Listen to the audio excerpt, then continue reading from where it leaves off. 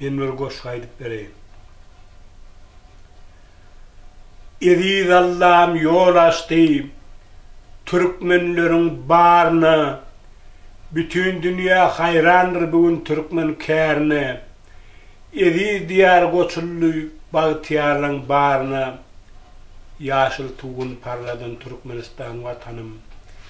Sarı çägen teyinden, Aliyarıs Nebet Gazi, Bağbatcanı bol ekip dörettik Bakıyazi. Her ocakta yanlanıyar, bugün dutarın sadı, aydım sadın meskeni, Türkmenistan vatanım.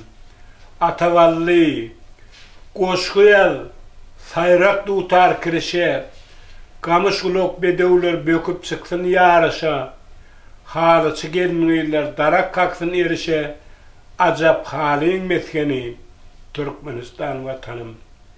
Ümene münasip, devlet yol başçılarının ömrü uzak olsun, prezidentimizin, arkadaşımızın, ekli ministerlerinin, devlet yol başçıları ömrü uzak olsun.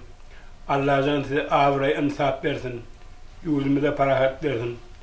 Bir dünyada kapışıp eğlendi uruş, yer titremeler, afatlar Allah Teala göz görkü diye. Bir bir düştü yer, divanı yer, adamın bir garra, akıl hoşu yüklap, değerlep, öldüğümeniz de mümkün. Haklatlar da şu 2020 yılın ayarağına 20'şe geçilmenli. Bir düşülen hoş aralıkta sen atavarlı yatmada koşuyadı. Vagdet ilgününü adamlar dok ağrıya gününün neviyle oluyor.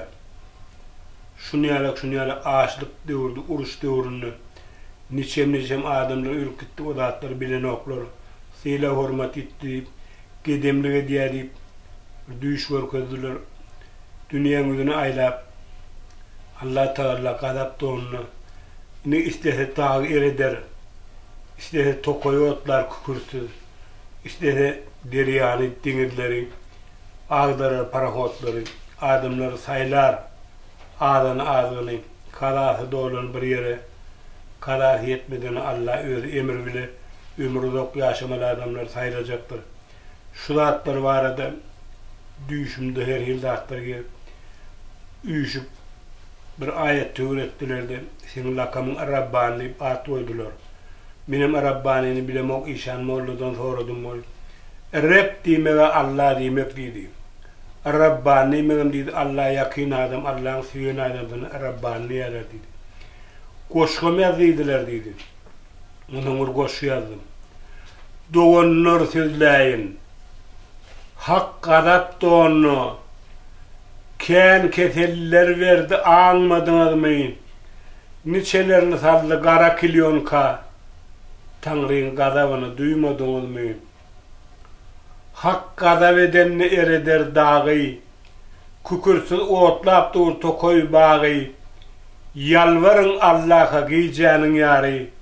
Tanrı'nın dinleyeceğini bilmediniz mi? Hak bunun ummanına gemi çökerir. Silan bennelerini sudan çıkarır. Kalası dolunu aşağı çeker. Tanrı'nın selcerceğini duymadınız mı? Sila hormat etti. Hemmeler gedem. Alimler ağlayar diyer men nedem. Ağlaman da onlar. Allah'ın sözü vara. Özüm efedim. Tanrı'nın selcerceğini bilmediniz mi? Atavallı, sen lakamına Rabbani, akılın orta kösemeğini şirincani, altın kümüş, dolar, euro, ekittirmez be pani, biz sıyınak dünyada duymadınız mı? Oo, doğanlar, biz kervansarayda anmadınız mı? Şu zatlardan mani çıkarın, yerin önüne otayda uruş olup diyor, şu uruş yok. Parahat yurdumuzun kadrını bilin.